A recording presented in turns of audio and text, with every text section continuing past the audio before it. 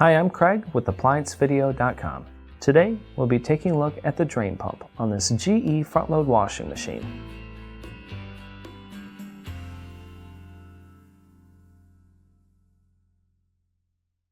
Stop. Before beginning any repair, always be sure to disconnect the power to the appliance.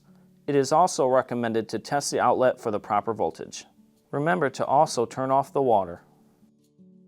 The main reasons why you'd be replacing a drain pump is if the unit is not draining, thus causing an error code on the screen, or when it does drain, it may have an item in it and it can be very loud. Now, click on the link below to view this repair video. ApplianceVideo.com guides you step by step, giving you the confidence to avoid recalls and callbacks, also saving time on repairs. Whether you're up against an uncommon repair or the latest appliance on the market, our videos have been created with you in mind. Our growing library of videos have been produced using our factory-certified technicians who have extensive infield experience over the past 30 years.